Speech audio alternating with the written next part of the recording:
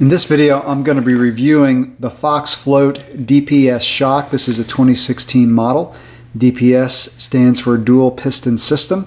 And I'm not going to really go into the technology of this shock on this video. I just want to get into how it performs and how it works.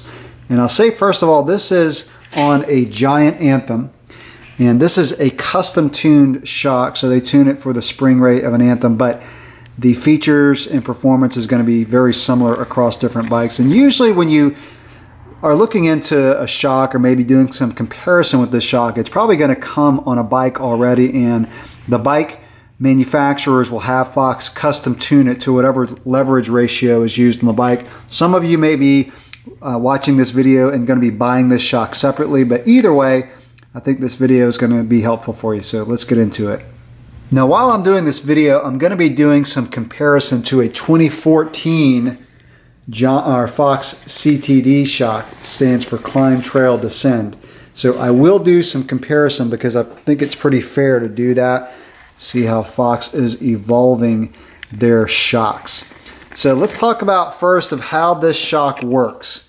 And I consider this shock to really have 5 levels of pro pedal, or 5 levels of firmness.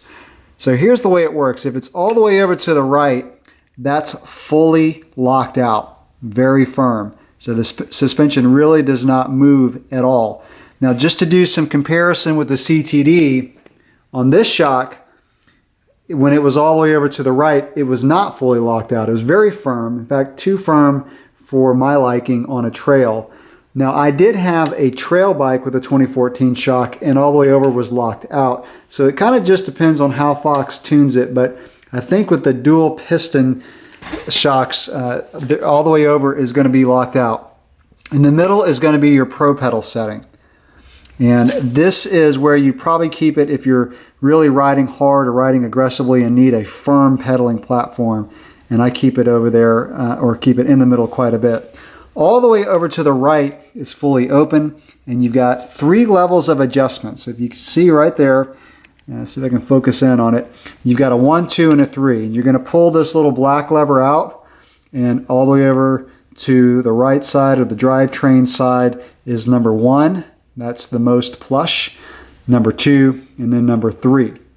And so when I say this has 5 levels, so you've got 3 when it's all the way over to the right. You got the 1, 2, and 3 levels of adjustment. I call in the middle 4, and then all the way over to the right locked out is 5 and fully firm. Here's where I'll do some really good comparison on the CTD. So I rode the CTD in the middle a lot. And so when I hopped on this new 2016 shock, the DPS, I put it in the middle, and it felt more firm, almost more firm than I really liked. And so what I ended up doing is I actually put it over to the open position and use this adjustment here to put it on number 2. And I felt like that was where the CTD shock was in the middle. So the DPS shocks are more firm. There's a more firm pedaling platform. But the more I rode it, the more I started putting it into the middle, because what's really nice about this shock, the performance, when it hits a bump, it really opens up, especially on square-edged bumps. So roots and things like that, or rocks that have kind of that 90-degree angle, the shock will really open up. So I really like this shock. Like I said, it's very firm, and if you're in that cross-country hammer mode, you're probably going to keep it in the middle. But when you do hit a bump pretty good, the shock will open up. Now, the red knob is your rebound, and as you turn this clockwise, and it's really hard to see, but there's a plus, and as you turn it clockwise, it's going towards that plus sign, and what that's doing is it's adding what's called rebound damping, and that's going to make the shock return slower. I generally run it pretty far over counterclockwise. And by the way, it has about 12 clicks, and this knob's a little hard to turn, so it's definitely not something you're going to do on the fly. But I run it pretty low rebound damping, so more over to the negative, because I ride trails that have a lot of roots, and I want the shock to return quickly to set up for the next bump. If you're riding stuff with bigger hits and you don't want to get that kind of being bucked off the bike feeling, then you would turn it clockwise or more towards the plus. That's going to slow down the return rate of the shock so you don't get bucked up a lot. But if you're like me and you ride trails that are kind of chattery, lots of little rocks, lots of roots, you're probably going to want to run less rebound damping, again, to make that shock return quickly and get set up for the next bump.